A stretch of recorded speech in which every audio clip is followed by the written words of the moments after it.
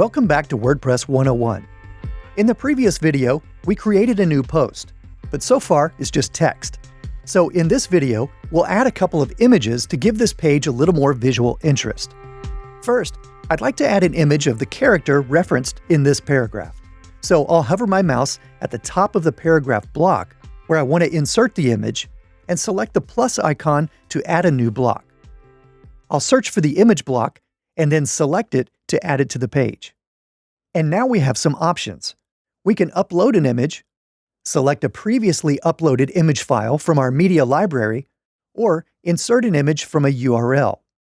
But you can also simply drag an image from your desktop directly into this image block to upload it to your WordPress site and embed it in one step. Now we have some formatting options. We can choose to align the image to the left, center, or right, or choose from wide or even full widths. I'll align this image on the right, which will cause our text to wrap around the image. You can also resize the image by dragging the blue handles until the image is the size you want. And finally, I'll click below the image to add a caption. And just like that, we've added an image to our post. Select the More Options button to show the image block settings, where we can choose from available styles, and add an alternative text description for people who may not be able to see this image. We can also choose whether to use the thumbnail, medium, or full-size image here.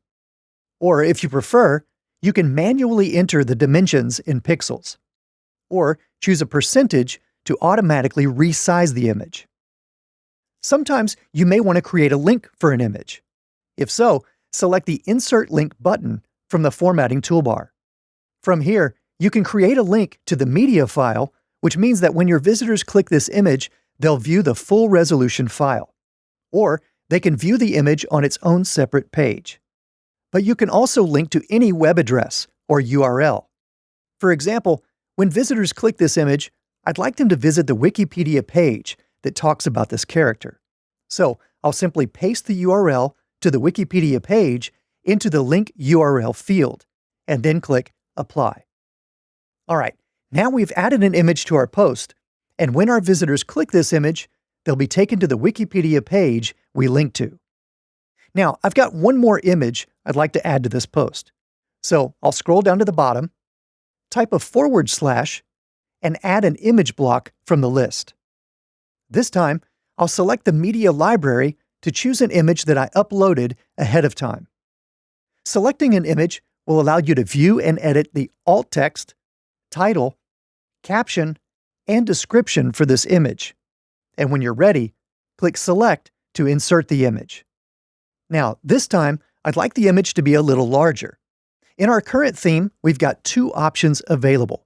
Full width will resize the image to fill the entire width of the page, but it'll also automatically scale depending on the size of our visitor's web browser or device.